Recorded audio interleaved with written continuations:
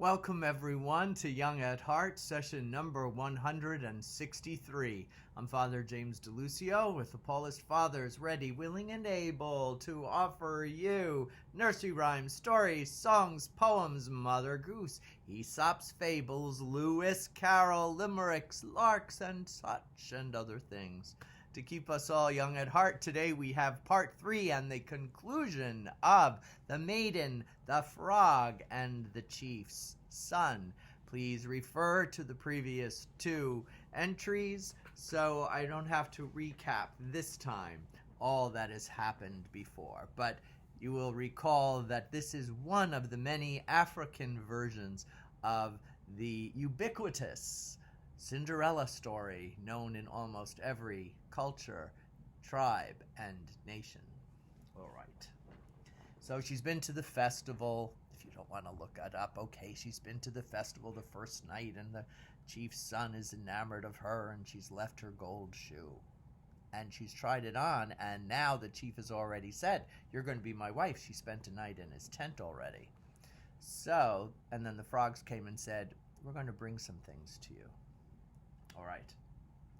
That night, the frog rallied all the other frogs, and all his friends, both great and small, came along. He was their leader, and he said to them, "See here, my daughter is being married.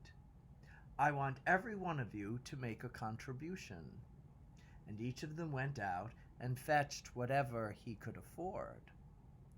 Their leader thanked them all, and then, this is always the gross part, he regurgitated a silver bed, a brass bed, a copper bed, and an iron bed. And he kept bringing things up for her: woolen blankets, satins, velvets, and such. "Now," he said to the girl, "if your heart is ever troubled, just lie down on this brass bed." And he went on, "And when the chief's son's other wives come to greet you, give them 2 calabashes of cola nuts and 10,000 cowrie shells. Then, when his concubines come to greet you, give them 1 calabash of cola nuts and 5,000 cowries." "Very well," said the girl. And then he said, "And when the concubines come to get corn for making tuwo, say to them, 'There's a bag full, help yourselves.'" "Very well," she said. And he added, "If your father's wife comes along with her daughter and asks what is it like living in the chief's compound, tell her living in the compound is a tedious business, for they measure out corn there with a shell of a bambara ground nut."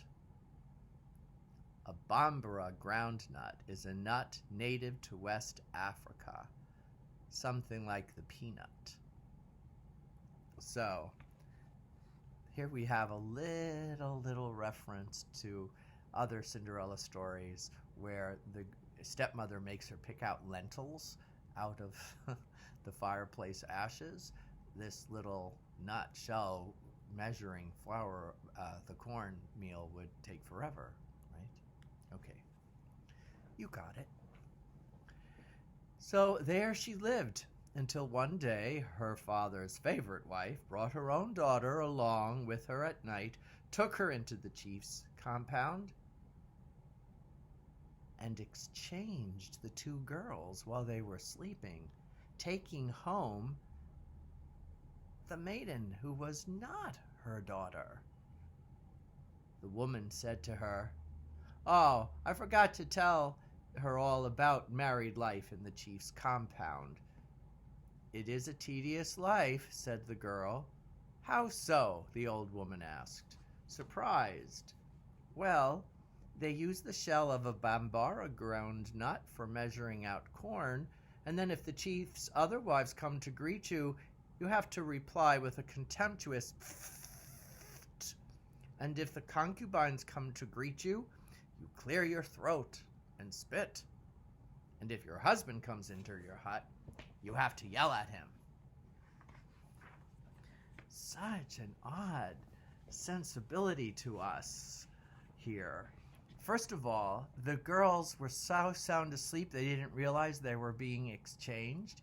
And then our maiden, our heroine here, she doesn't protest that her stepmother has brought her back home, but at least she gives the stepmother what the frog told her to say. Plus, it seems like she's added a few embellishments of her own.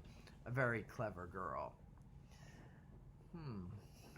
I see, said the woman, and so she passed on all this information to her daughter, who was staying in the compound with the chief's son. Next morning, when it was light, the wives came to greet who they thought was the chief's son's new wife, and the new wife said to them, "Pfft." The concubines came to greet her, and she spat at them. Then, when night fell, the chief's son made his way to her hut, and she yelled at him. He was astonished and left, and for 2 days, he pondered the matter. The chief's son called together all his wives and concubines and said to them, "Look now, I've called you together to ask a hard question. The young woman they brought me is different. How did she treat all of you?" How indeed, they all exclaimed. "Every morning when we went to greet her, she would give us kola nuts, 2 calabashes full, and cowries, 10,000 of them to buy tobacco flowers. And when the concubines went to greet her, she would give them a calabash of kola nuts and 5,000 cowries to buy tobacco flowers with. And in the evening, corn for tuwo. It would be a whole bag full. You see," he said, "as for me, whenever I went to her hut, I found her kneeling respectfully, and she wouldn't get up until I had entered and sat down on the bed. Hey," he called out, "boys, come over here." And when they came, he went into the hut, took a sword, and chopped the woman up into little pieces. He had them collected and wrapped up and sent back to her home. When the boys reached the house, they found the true wife lying by the hearth. They picked her up and brought her back to her husband. The next morning at dawn, the young woman picked up a little gourd water bottle and went behind her hut. There she saw the frog. "Welcome, welcome, old fellow," she said. She told him that she wanted to build a well, and then all of you can come and live in it and stay close by me. And the chief's son had a well dug for her, close to the hut, and the frogs came, climbed into the well, and there they lived. That's all. Conguras kan kusu, meaning off with the rat's head, which is a typical finale comment in many African folktales, or so I am told. Isn't that the strangest? I mean, strange to us in our European sensibilities to conclude this story. Although, of course, in the Brothers Grimm, the sisters, the wicked stepsisters, get their eyes poked out and are forever, well, obviously forever blind. So we do have a kind of retribution. It seems a little more violent to chop the woman up into pieces. And of course, we have here an example of that ancient misogyny, though. This is definitely has that thread that goes back to Mesopotamia, outside of Africa, of course, and in aspects of all patriarchal societies. Just the way the women are treated, carried off here and there and back, and all those concubines and all those wives. I mean, the poor prince, the chief's son, wasn't he exhausted? So that gives us food for thought in many ways. But it also builds on something we said the other day in the footnotes. It said how young men are reared not to pay much attention to their mothers' and grandmothers' tales, to just kind of dismiss them. Again, another deep level of misogyny. It invites us to reflect on the aspects of misogyny that are still present in our culture, our supposed, quote, enlightened culture, and the shadow side of what cultures and societies have in common. And all from Cinderella. Thanks so much for joining me today. God bless you. If you go out, wear your mask. Stay safe. Stay safe. Stay safe. Stay healthy. Again, join me for Luke Live Monday through Friday. I had today's, what is today? Today's Friday, so you can check it out as well on YouTube, James DeLuzio, or my Facebook pages. God bless everyone.